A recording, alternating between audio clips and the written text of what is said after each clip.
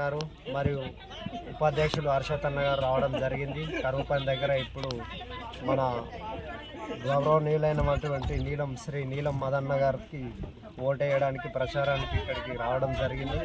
అన్నగారు ఒకసారి మాట్లాడతారు.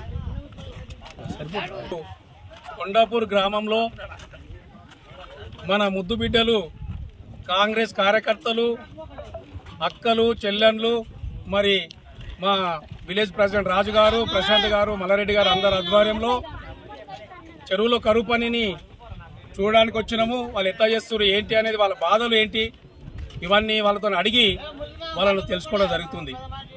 ఒకటే, కొండాపూర్ గ్రామ రైతులు, అక్కలు, చెల్లెళ్ళు అందరూ ఉత్సాహంగా ఉన్నారు. ఎందుకంటే అయ్యా ఇన్ని రోజులు 9 సంవత్సరాలు పడ్డ బాధలు ఒక 100 రోజులనే తీరినాయి. 6 గ్యారంటీలు ఇస్తే అవలీలంగా 4 గ్యారంటీలను అవలీలంగా నెరవేర్చిన ప్రభుత్వం ఏదైతే ఉందో అది కేవలం కాంగ్రెస్ ప్రభుత్వం అని ఇక్కడ జేజేలు పలకడం జరుగుతుంది మిత్రులారా. ఎందుకంటే ఎన్నో సంవత్సరాల నుంచి ఎదురు చూస్తున్న కోరిక ఇవాళ 10 సంవత్సరాల నుంచి తీరని కోరిక మొన్న ఇవాళ మన ముఖ్యమంత్రి గారు 15 ఆగస్టు లోపల 2 లక్షల రూపాయల రుణమాఫీ చేస్తున్న ఘనత కేవలం మన రేవంత్ రెడ్డికి దక్కుతుందని సందర్భంగా తెలియజేస్తున్నాను. ఇక నిన్న మొన్న చూసినట్టయితే ఇవాళ టీఆర్ఎస్ ప్రభుత్వం వెంకటరామరెడ్డి ఎంపీ అభ్యర్థిగా నిలవడం జరిగింది. ఇక మరి ఆయన ఎందుకు వస్తున్నారో ఓట్ల గురించి నాకైతే అర్థం కావట్లేదు. ఆ రోజు కలెక్టర్గా ఉన్న రోజున ఇదే రైతులను వరి వేస్తే ఉరేసుకోవాలన్న దుర్మార్గుడు ఈయన కాడాని సందర్భంగా నేను తెలియజేస్తున్నాను మిత్రులారా. ఎందుకంటే నీకు రైతుల మీద ఏమన్నా నీకు ప్రేమ ఉందా? ఒక ఫర్టిలైజర్ షాప్ అయినే 1 కిలో విత్తనాలు, వరి విత్తనాలు అమ్మితే దాన్ని సిల్ చేస్తున్న మహానుభావుని నువ్వు కాదని సందర్భంగా తెలియజేస్తున్నాను మిత్రులారా.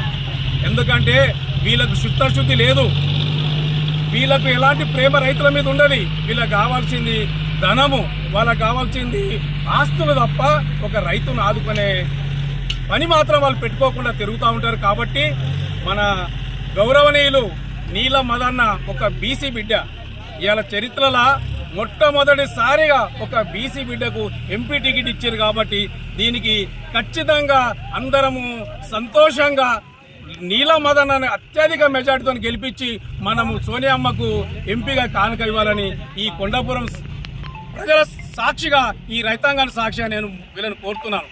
ఎందుకంటే మిత్రులారా చూడండి, ఈరోజు మన పిల్లలకు చదువులున్నా ఇవాళ హైదరాబాద్ పోయి మన కొడుకులు అటు ఉద్యోగం రాక ఇటు తల్లిదండ్రులకు ముఖం చూపించక ఆత్మహత్య చేసుకున్న రోజులు ఉన్నాయి.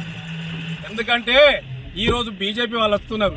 రఘునందరావు మొన్ననే గెలిచి 2.5 సంవత్సరాలు చేసినా నాకు ఇంకా ఏం అర్థం కాలేదు, ఇప్పుడు ఎంపీగా నిలబడితే నన్ను గెలిపిస్తే అభివృద్ధి చేస్తా అంటుడు. అయ్యా నువ్వు మొన్నటిదాకా ఎమ్మెల్యే ఉండే ఏం చేయనప్పుడు ఇలా నేను ఎంపీగా గెలిపిస్తే ఏం చేస్తావని నేను ఈ సందర్భంగా అడుగుతున్నాను.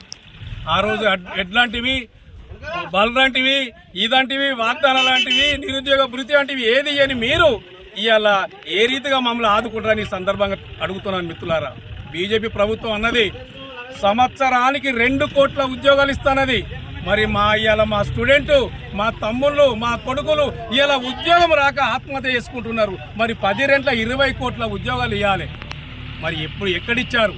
కేవలం మాయా మాటలు చెప్పి ఇవాళ ఓట్లు వేయించుకొని ఒకవేళ బీజేపీ వస్తే రాజ్యాంగాన్ని మారుస్తాము, రిజర్వేషన్లు తీస్తాము, ఇవన్నీ చేసి మళ్ళీ మనని అప్పటి రజకాల పాలన తీసుకొస్తారు మిత్రుల.